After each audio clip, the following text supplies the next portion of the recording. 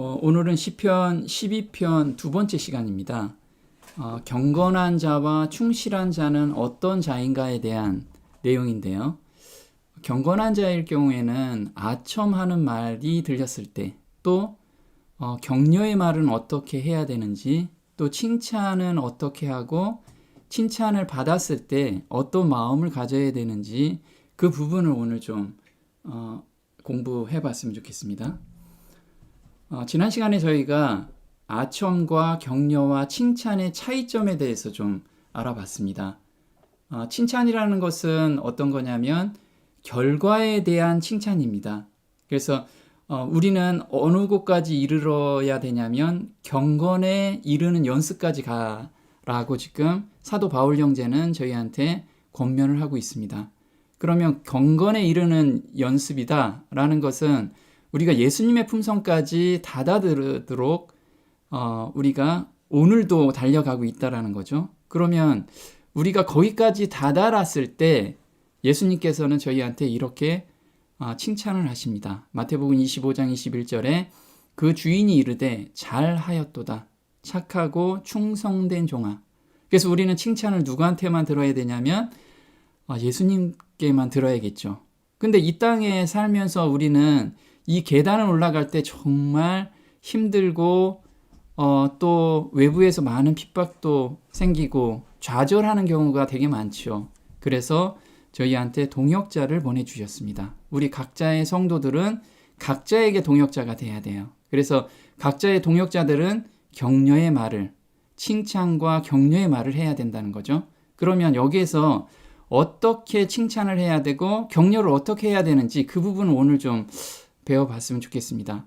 그래서 서로 돌아보아 사랑과 선행을 격려하며, 그래서 서로 돌아봐야 되거든요. 우리가 향하는 곳은 지금 도달한 곳이 아니고 지금 도달하고 가는 과정이다라는 것을 우리가 항상 주지시켜주고 그 다음에 격려하고 그 사람이 좌로나 우로나 치우치지 않게끔 정길로 갈 수 있게끔 우리가 항상 격려해야 된다는 거죠.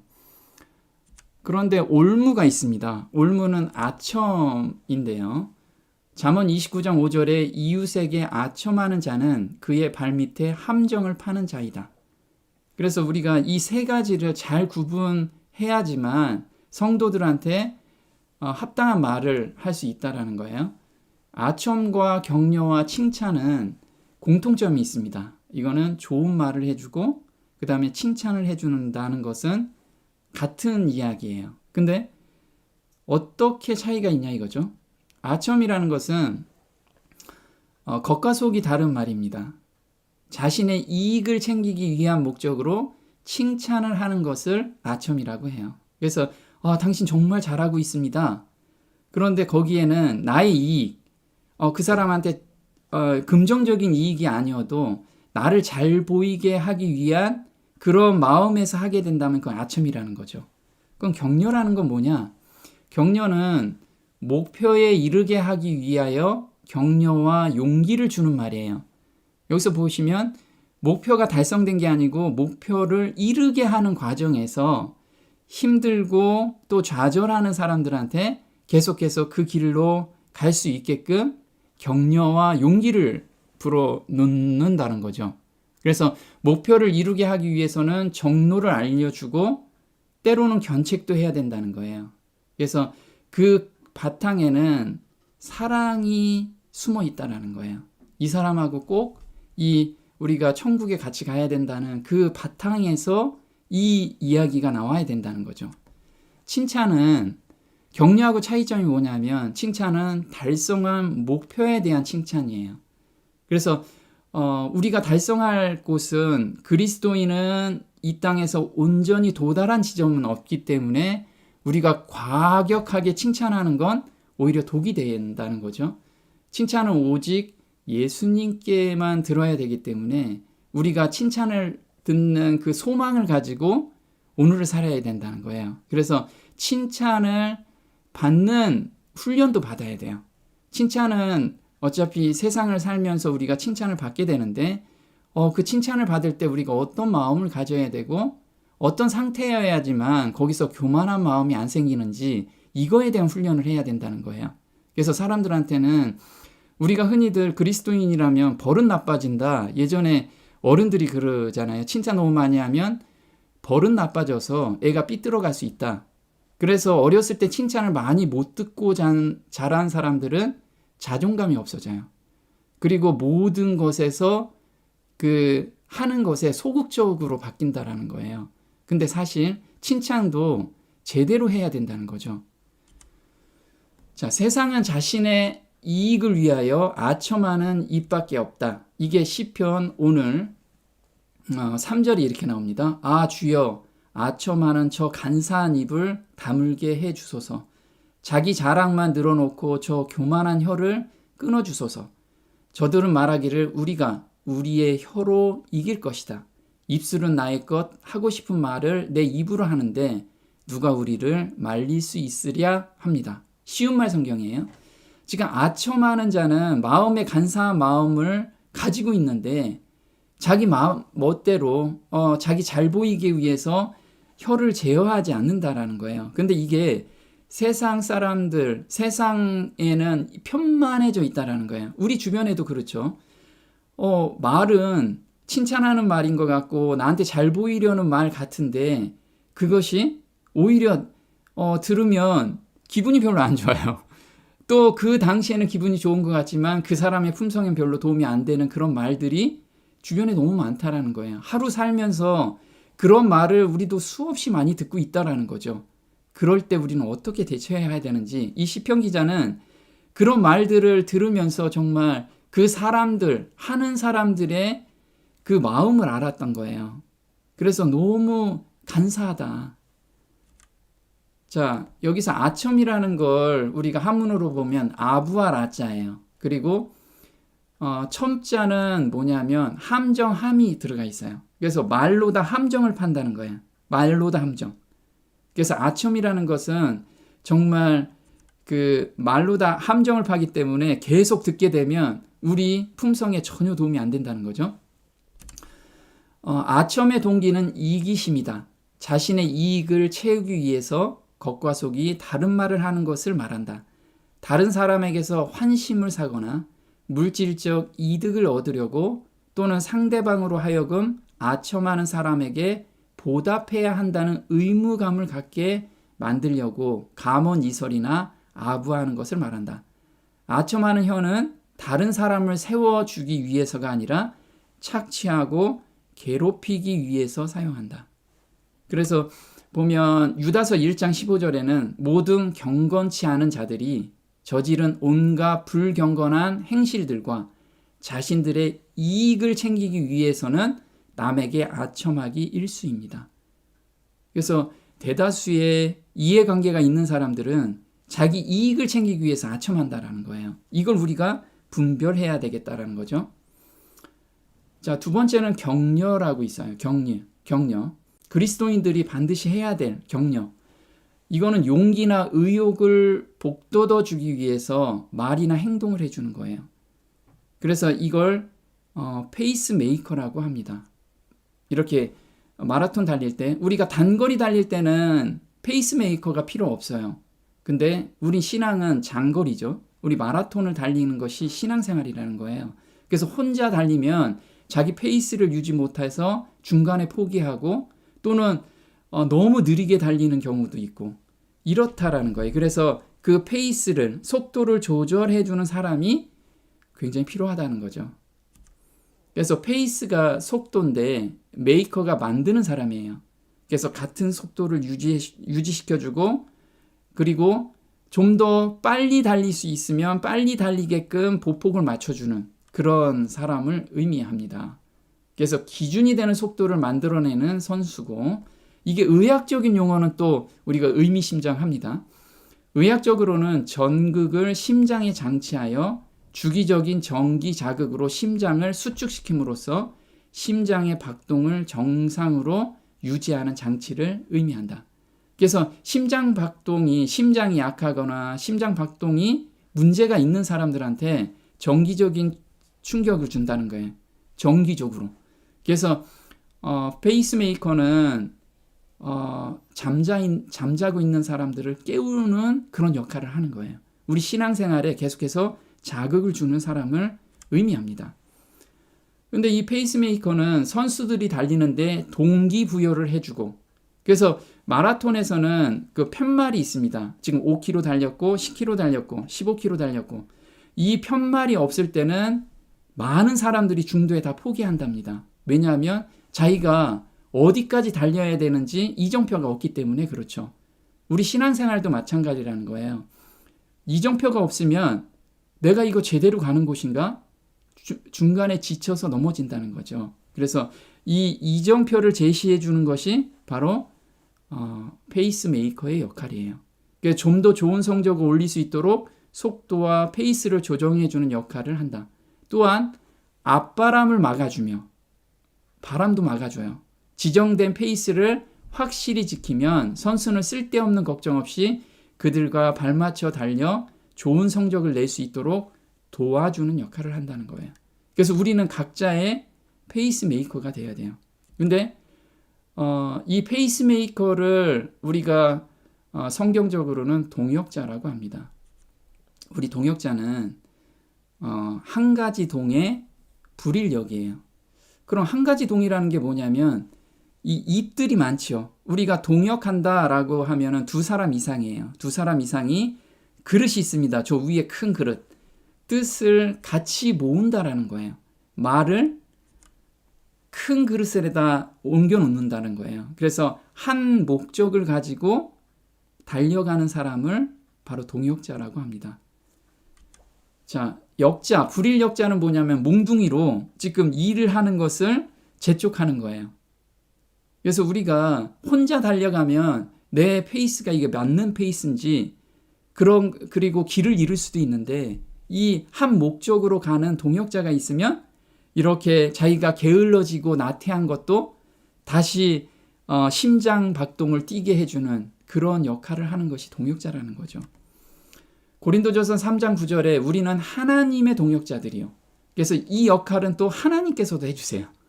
너희는 하나님의 밭이요 하나님의 집이니라. 그래서 하나님께서 우리의 동역자가 되시고, 또 우리 각 성도들은 각 사람에게 동역자가 돼야 돼요.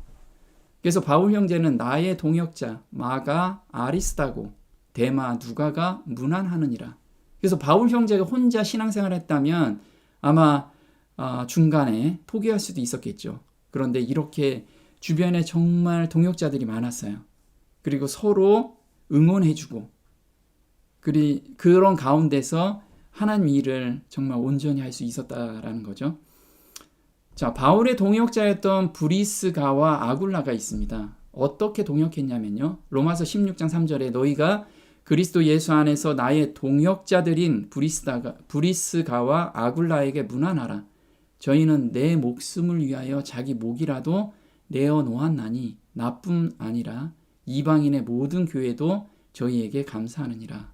그래서 동역자는 상대방을 위해서 자기 목숨까지 내놓는, 그게 정말 참으로 동역자라는 거예요.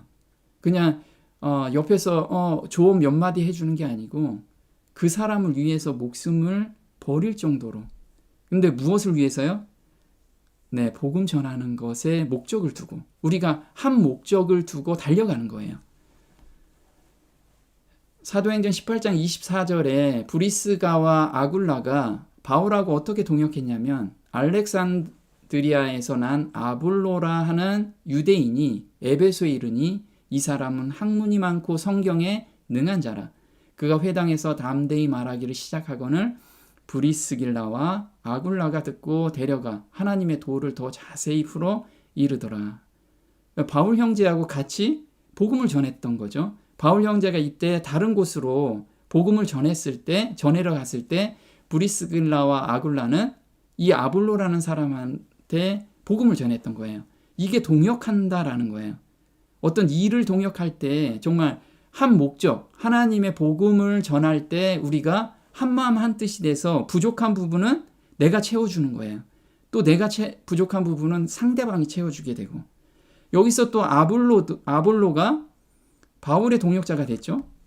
그래서 고린도전서 3장 5절에 저희는 주께서 각각 주신 대로 너희로 하여금 믿게 한 사역자들이니라.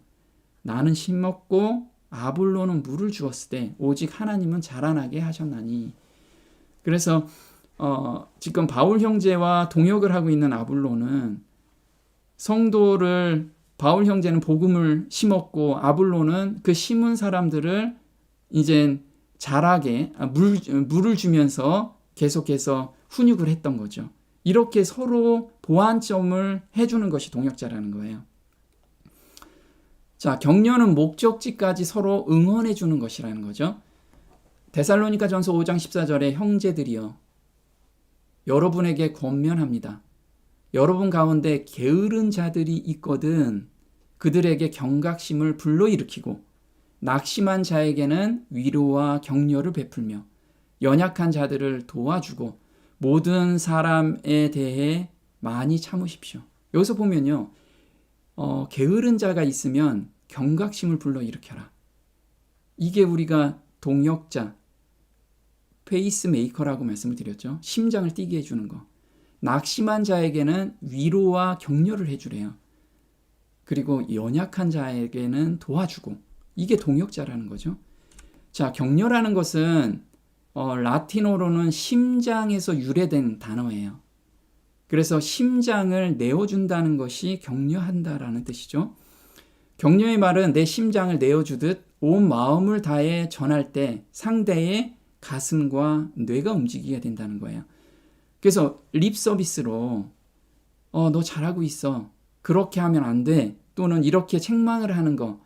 이렇게 말로만 해가지고는 안 된다는 거예요. 그 사람을 정말 위한다면 어떻게 이걸 받아들일 수 있을까라고 생각하고 또 기도하면서 그 사람한테 그걸 조언도 해주고 또 격려도 해주고 지금 가는 길이 정말 잘 가고 있다라는 격려도 해줘야 돼요. 응원의 메시지를 던져줘야겠죠. 우리는 칭찬에 대한 게 너무 인색하죠. 근데 우리가 아직 다다르지 않았지만 단계별로 올라갈 때 정말 거기에서 응원의 칭찬을 해주셔야 돼요. 그래야지 그 사람이 그 길을 또 용기 내서 갈 수 있다는 거죠. 히브리서 10장 23절에 또 약속하신 이는 미쁘시니 우리가 믿는 도리의 소망을 움직이지 않고 굳게 잡아 서로 돌아보아 사랑과 선행을 격려하며. 그래서 서로 돌아봐야 돼요. 그리고 사랑과 선행. 우리가 지금 품성을 닮아가는 것을 격려하라는 거예요. 품성에서 우러나오는 남을 도와주는 거, 품성에서 우러나오는 어떤 행동들에 대해서 격려하라는 거죠. 시편 138편 3절에 이 몸 주께 부르짖었을 때 들어주셨습니다. 그 엄청난 힘으로 힘내라, 용기 복돋아 주셨습니다. 누가요? 하나님께서. 여호와여 온 세상 임금들이 주님을 찬양합니다. 주께서 친히 하신 말씀 듣고 찬양합니다. 그래서 이렇게 시편 기자는 하나님께서 용기 복돋아지는 그런 말씀을 듣고 힘내서 갔죠. 목적지까지 인도하시겠다는 하나님의 격려가 있습니다. 지금 이 장은 여호수아가 이젠 모세가 잠들고 나서 여호수아한테 리더의 역할을 맡겼죠. 근데 여호수아는 스스로 그것이 자기한테 감당 못할 그런 무거운 어떤 짐이었겠죠. 두려움도 있었고. 그래서 하나님께서 격려를 하십니다. 여호수아 1장 5절에 너의 평생에 너를 능히 당할 자가 없으리니 내가 모세와 함께 있던 것 같이 너와 함께 있을 것이니라. 내가 너를 떠나지 아니하며 버리지 아니하리니 마음을 강하게 하라. 담대히 하라. 너는 이 백성으로 내가 그 조상에게 맹세하여 주리라 한 땅을 얻게 하리라. 오직 너는 마음을 강하게 하고 극히 담대히 하여 나의 종 모세가 내게 명한 율법을 다 지켜 행하고 좌로나 우로나 치우치지 말라. 그리하면 어디로 가든지 형통하리니. 그래서 지금 여호수아한테 하나님께서 용기를 불어 넣어주고 계시죠. 어디까지 인도할 거냐면 맹세하여 주리라 한 땅, 그 목적지까지 내가 너와 함께 하겠다. 그래서 너는 담대하라, 강하라, 마음을 강하게 하라. 이렇게 격려를 지금 하고 있어요. 그럼 하나님께서만 이 격려를 받았을까요? 여호수아 1장에는 똑같이 백성들이 또 격려를 해요. 그래서 우리는 이 땅에 걸어갈 때 하나님께 위로를 받고 또 사람들한테 격려를 받아야 돼요. 그게 우리한테 동역자의 역할들이라는 거죠. 그들이 여호수아에게 대답하여 가로되 당신이 우리에게 명하신 것은 우리가 다 행할 것이요 당신이 우리를 보내시는 곳에는 우리가 가리이다. 우리는 범사에 모세를 청종한 것 같이 당신을 청종하려니와 오직 당신의 하나님 여호와께서 모세와 함께 계시던 것 같이 당신과 함께 계시기를 원하나이다. 그래서 이스라엘 백성들이 적극적으로 밀어주는 그런 용기 북돋아주는 그런 격려를 받게 되죠. 자, 우리가 동업자와 동역자가 차이가 좀 있습니다. 동역자는 어떻게 하든 내가 더 짐을 지려고 해요. 이게 동역자라는 거죠. 근데 동업자는 어떻게든지 나는 덜 지려고 해요. 짐을. 동역자는 고난의 순간에 함께하는 것이 동역자고 동업자는 영광의 순간에만 함께하고 동역자는 더 많이 수고하려고 하고요. 동업자는 이익만을 추구한다는 거예요. 그리고 서로 수고와 헌신의 마음을 두지만 동업자는 자기 수입에만 마음을 두고 있죠. 동역자는 고난의 끝까지 함께하지만 동업자는 이익이 사라지면 가차없이 떠나버리는 것이 동업자예요. 그래서 우리가 지금 우리 성도들 옆에 있는데 나는 동업자로 있는지 또는 동역자로 있는지 한번 생각해 봐야 돼요. 내 이익이 되니까 그 사람 옆에 있는 건지 아니면 정말 그 사람을 위해서 내가 옆에 있는 건지 이걸 한번 우리가 생각해 봤으면 좋겠습니다. 칭찬을 통해서 의인을 단련시킵니다. 잠언 27장 21절에 도가니로 은을, 풀무로 금을, 칭찬으로 사람을 단련하느니라. 우리는 세상을 살면서 칭찬을 안 듣는 사람이 없어요. 근데 칭찬에 대해서 우리가 훈련을 받지 못한다면 자아가 교만하게 올라온다는 거예요. 그러면 칭찬으로 우리는 단련을 받는다라는 게 어떤 건지 보도록 할게요. 이게 우리가 단련받는 거죠. 뜨거운 불에 우리 품성이 단련을 받는 것이 칭찬으로 단련을 받는데요. 그래서 칭찬으로 어떻게 단련을 받냐면 내 상태가 어떤 건지 한번 봤으면 좋겠어요. 무지한 자는 칭찬을 구할 것이요. 자, 이거는 하나님의 사랑을 받지 못한 자는 칭찬을 구해요. 사람에게 칭찬을 구한다는 거죠. 그리고 귀가 엷은 자는 칭찬에 마음이 부풀어 있어요. 그래서 내가 지금 칭찬을 받으면 마음이 막 부풀고 있다면 귀가 엷은 거예요. 귀가 엷다라는 거 좀 이따 왜 엷은지를 좀 보도록 할게요. 지혜로운 자는 칭찬에 담담해요. 왜 담담할 수 있을까요? 예수님께서 이 땅에 사실 때 칭찬 한마디도 안 들었을까요? 예수님께서 어렸을 때 칭찬을 굉장히 주변에서 많이 받으셨을 거예요. 왜요? 굉장히 바르게 살고 그리고 부모님한테 굉장히 효도하셨죠. 그리고 많은 사람들한테 정말 친절을 베풀었기 때문에 사람들한테 칭찬을 많이 받았어요. 그랬을 때 예수님께서 마음이 막 부풀었을까요? 그렇지 않았어요. 예수님은 굉장히 담담했다는 거죠. 우리가 어떻게 담담할 수 있는지 이것을 우리가 단련을 해야 돼요. 그래서 이 땅에 살면서 저 칭찬하지 마세요. 이런 말 말고 어차피 칭찬은 우리한테 오는데 마음을 어떻게 단련하느냐 이게 더 중요하다는 거예요. 고린도전서 4장 1절에 사람이 마땅히 우리를 그리스도의 일꾼이요 하나님의 비밀을 맡은 자로 여길지어다. 그러므로 때가 이르기 전 곧 주께서 오시기까지 아무것도 판단치 말라. 그때에 예수님께서 오실 때에 각 사람이 하나님께로부터 칭찬이 있으리라.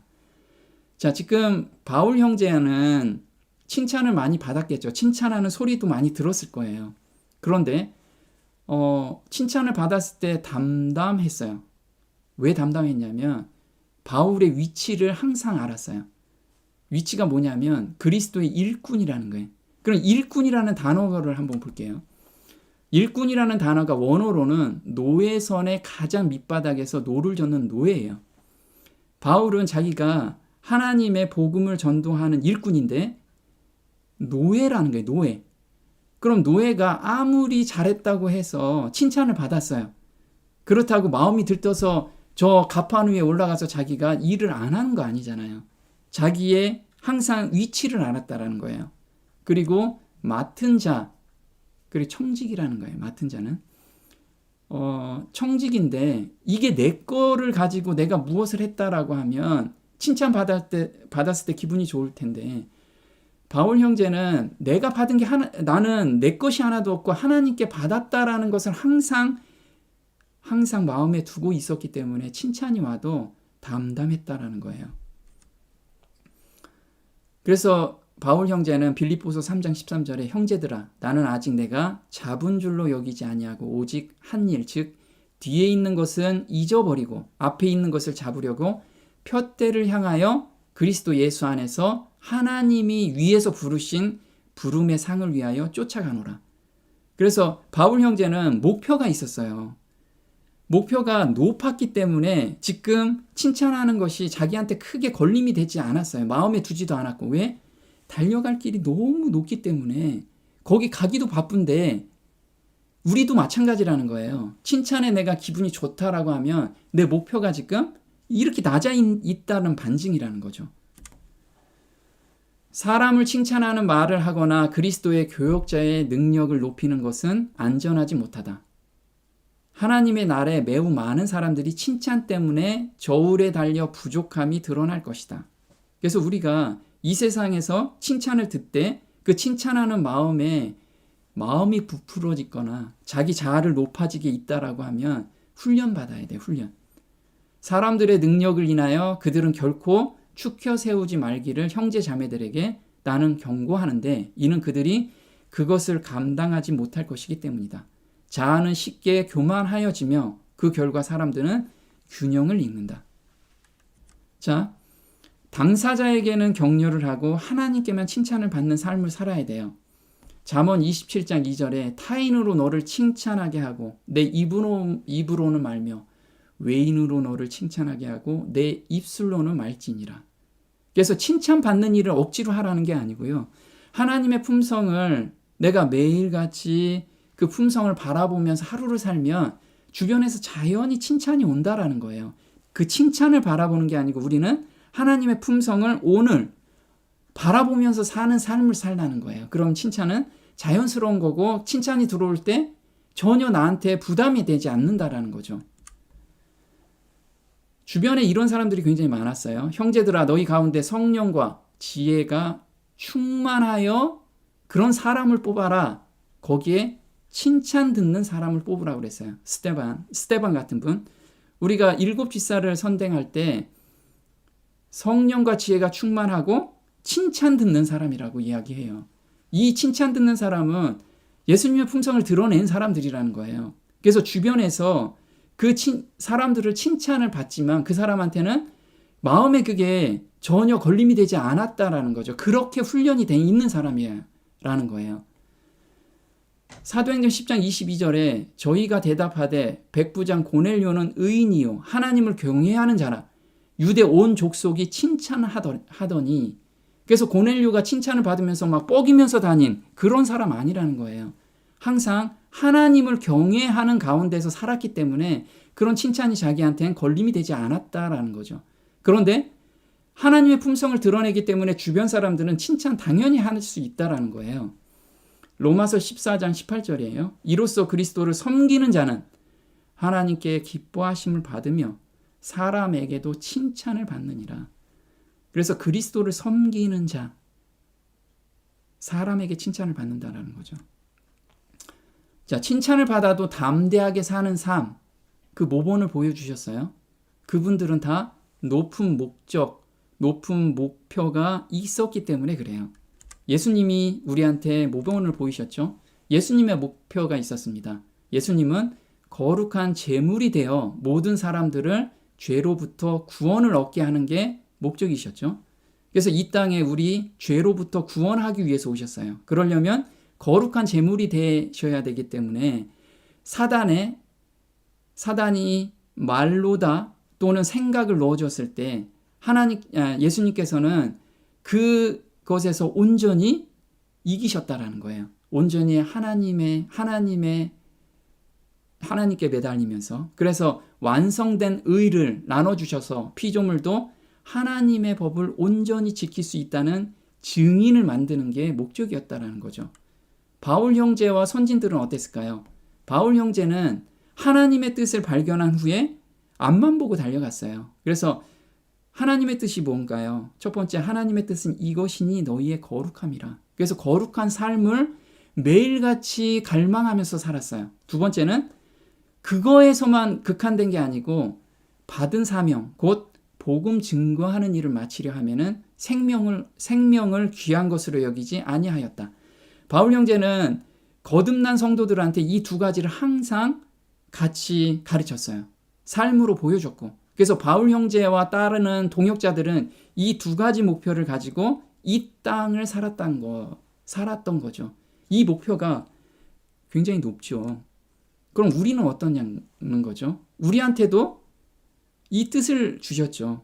우리는 예수님 재림 때 살아서 만날 수 있는 완전한 품성에 도달하는 것. 이게 14만 4천이죠. 14만 4천으로 부름을 받았고 그 삶은 정말 예수님의 품성처럼 온전한 품성 가운데로 우리가 변화가 돼야 돼요. 그 삶이 오늘 있어야 된다는 거죠. 그리고 새 천사의 기별을 땅끝까지 전하게 하는 사명이 우리한테 있어요. 우리는 그 높은 목표를 가지고 간다면, 그걸 항상 생각한다면 주변의 칭찬, 그게 우리한테 큰 걸림이 되지 않는다라는 거예요. 깨어 기도하고 자기의 눈을 오직 하나님의 영광에 고정시켜야 한다. 그가 보이지 않는 것들을 믿음으로 바라보고 자기 앞에 있는 소망의 기쁨, 영원한 생명의 귀한 은혜를 명상할 때 사람의 칭찬은 그로 하여금 교만한 생각이 들도록 하지 못할 것이다. 그래서 우리는 세상을 피해가는 사람이 아니고요. 정말 죄의 유혹을 온전히 승리하는 그런 성도로 우리를 만들기 위해서 예수님께서 십자가에서 만들어 놓은 의가 그렇다라는 거예요. 그래서 경건한 자, 하나님이 원하시는 그 경건한 자로 오늘을 살았으면 좋겠습니다. 오늘 여기까지 하겠습니다. 하늘에 계신 우리 아버지, 세상을 살면서 저희는 많은 칭찬을 받고 또 격려와 또 아첨하는 말을 많이 듣게 됩니다. 하지만 그때마다 저희 마음이 요동을 치는 것이 아니라 하나님께서 주신 저희의 사명과 하나님의 뜻을 매일같이 생각하고 그것을 가슴에 두고 산다면 그 모든 것에서 저희가 평온함을 유지하며 한 걸음 한 걸음씩 하나님이 저희한테 계획한 계획대로 갈 수 있게끔 저희를 인도하심에 감사를 드립니다. 그 신앙생활 안에서 혼자 가기 어렵기 때문에 동역자를 보내주셨음에 감사를 드립니다. 저희 각 사람이 각 사람에게 동역자가 되고 그 동역자라는 것은 단순하게 말로다 용기를 북돋아 주는 것이 아니라 삶에서 진정 어린 마음에서 그 사람을 격려하고 배려하는 그런 동역자가 각자가 될 수 있도록 저희 삶을 인도해 주시기를 간절히 바라오며 이 모든 것 우리 주 예수님의 이름으로 감사하며 기도드립니다. 아멘.